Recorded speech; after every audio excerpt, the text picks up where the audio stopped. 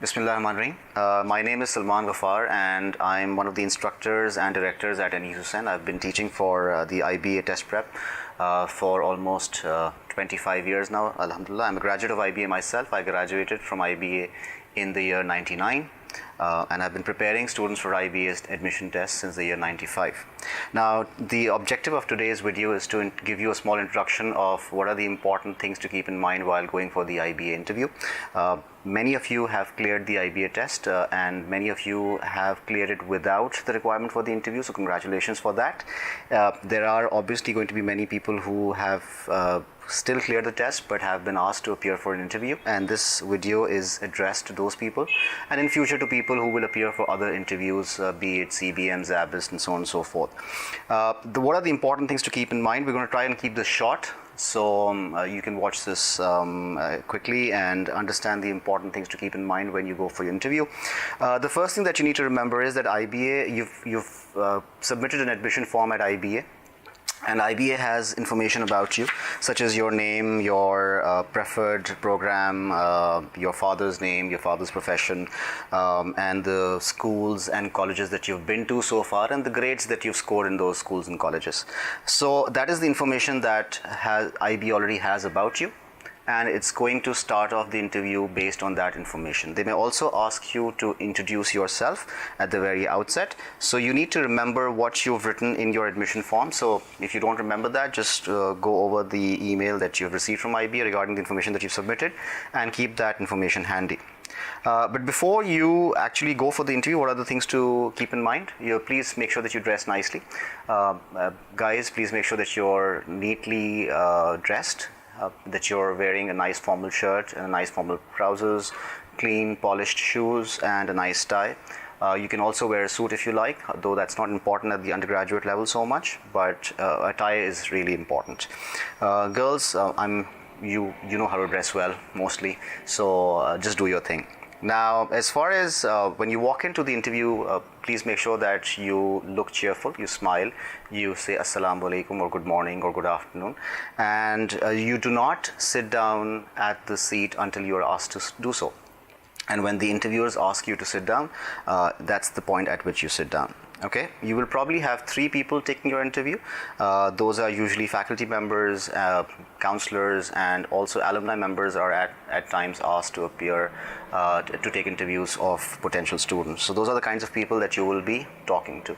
So please keep in mind that these are people who are very good at their profession, be it teaching or whatever it is that they do, and you need to give them the proper amount of respect. There should be, at no point should it seem to them that you are being egotistical or that you are being inflexible or that you are trying to pretend to know more than you do.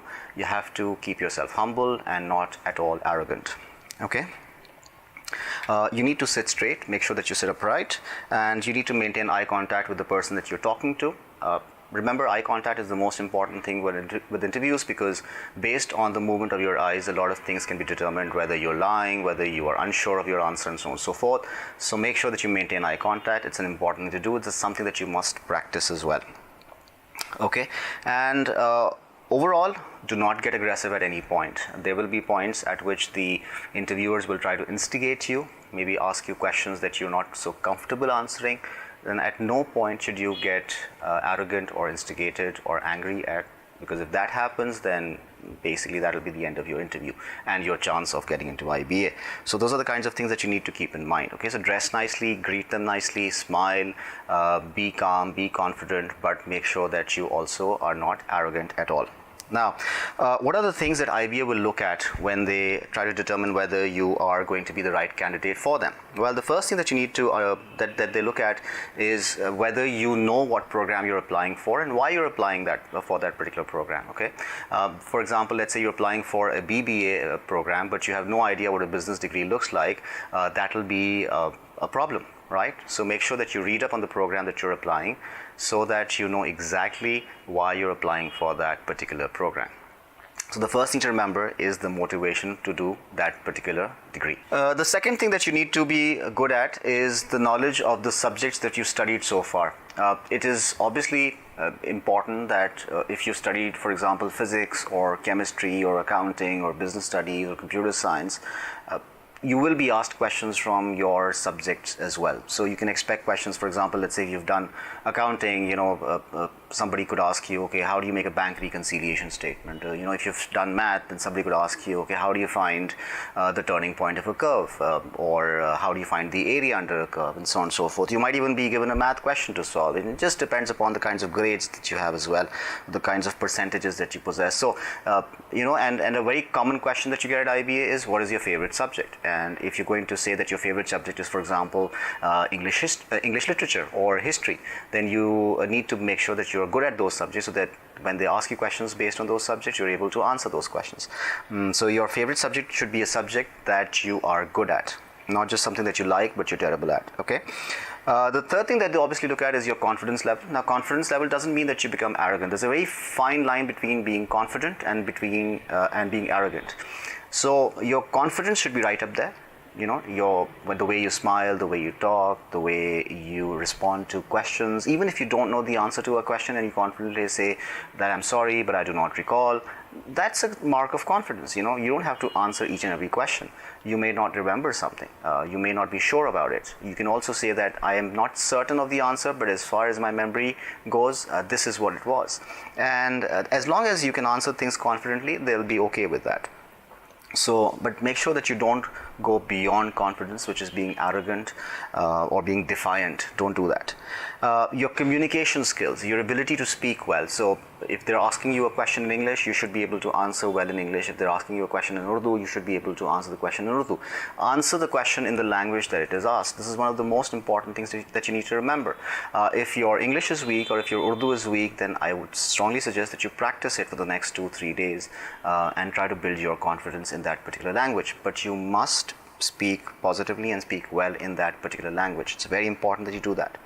Then they will also ask you questions based on your extracurricular activities. Have you done any social service, for example, or have you taken part in any sports? Is that something that you're really good at? Now, for example, you might be a great soccer player, or you might be brilliant at cricket. Whatever it is that you're good at and that you've done consistently, you should talk about it.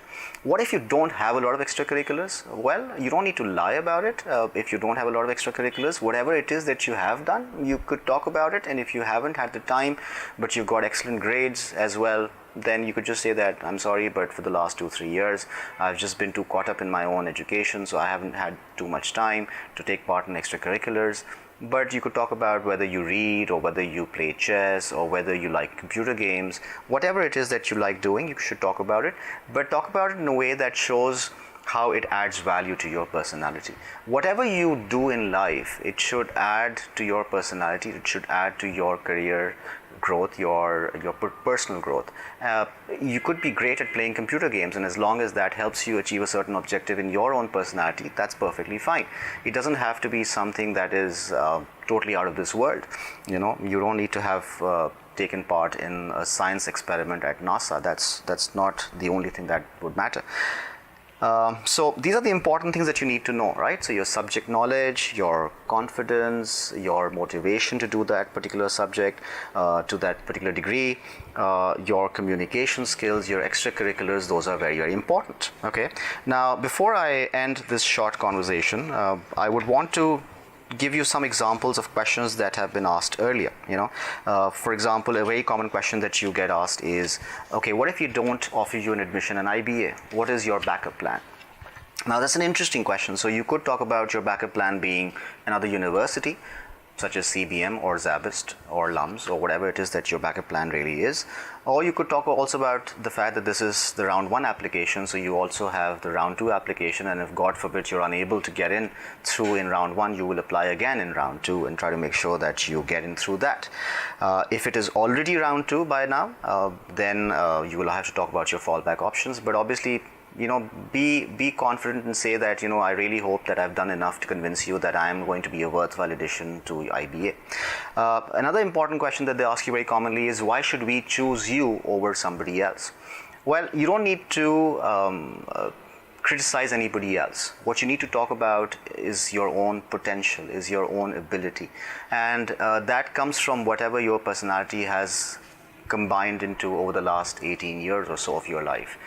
So talk about what you've achieved so far. Talk about your extracurriculars, talk about your education, talk about your motivation to do that degree, and talk about how important it is and how useful it is in your plans to be at IBA, and how you can be a positive contributor to IBA. For example, if you're a great debater, you can talk about how you will work at the debating society at IBA, and you will represent IBA at different levels internationally and locally, and how that could be useful for IBA student body. So whatever it is that you're great at, talk about that. Use that opportunity. Okay, and furthermore, they might ask you questions about whether you're updated onto current affairs. Now, I would strongly urge you that you watch the news over the last 3-4 days that have happened. The important things, for example, recently the Crown Prince of Saudi Arabia visited Pakistan, this being February 2019. So you could talk about that visit and the importance of that visit to Pakistan's economy, and what kind of agreements have been signed. So, just read through the newspapers for the last 2-3 days, watch the current affair programs, the important ones, the useful ones, and you'll get a very good idea of what has been happening over the last week or so in Pakistan's economy, in Pakistan's political sphere, in Pakistan's economic sphere, and then talk about those events as well. So it's important that because IBA wants to have a student body that is aware of its own surroundings, and not just somebody who's focused on their basic academic knowledge in terms of studying from books, but also from what's happening around in the world. And they'd like to encourage people like those to come to IBA. So if you can show that, and if you can show that you're aware of what's happening in the world around you, that is also very, very useful. Okay, you will also get questions about your family background. What does your father do, what does your mother do, and how you can use that for your own benefit. That is something that is also worthwhile talking about, and talk about how positive influences have shaped your career so far and shaped your personality so far, especially if there are any good qualities that have come through from your parents. Talk about those as well, because those are going to be very, very important. That will show the interviewer that you respect your family and you respect your parents as well, and that's something that is very important at IBA. Okay, so talking about the positive influences in your life is useful. Let's say there's been a cousin or a family friend who has motivated you to do important things in life, successful things in life, then those are the things that you need to talk about in terms of your positive influences, how that has driven you to achieve more, and how you will use that influence to motivate other people in your life to also achieve more. Okay, so those are the kinds of things. And one other question that you normally get a lot is also strengths and weaknesses. Please tell us 3 of your strengths and 3 of your weaknesses. So you should talk about the things that are your strong points. Definitely try to think of 3 or 4 things that you believe are your strengths. For example, you could talk about how positive a person you have, how positive an approach to life towards life you have, how hardworking you are, how persevering you are, or if there's something interesting, something that is not run-of-the-mill, something that is different. For example, your ability in chess, your ability in playing badminton. You could talk about those things as your strengths and how that motivates you to do even better. And if there are certain weaknesses, because they will ask you about your weaknesses as well, so you could talk about your weaknesses, but then try to talk about weaknesses that are things that you know that you are weak at, but you're working on to improve upon. So for example, you could talk about, and this is just an example, this is not necessary that you use something like this, but you could talk about the fact that your communication skills are slightly weak, and that you're working on those weaknesses to improve your skills, because you know that at IBA you will need to have very good communication skills to make your presentations and to attend seminars and so on and so forth. So you could talk about weaknesses that then you're working on to improve upon. So all in all, it's a very interesting experience when you go to IBA to appear in your interview. Don't be afraid of it. There's nothing to be afraid of. People are not going to rip you apart.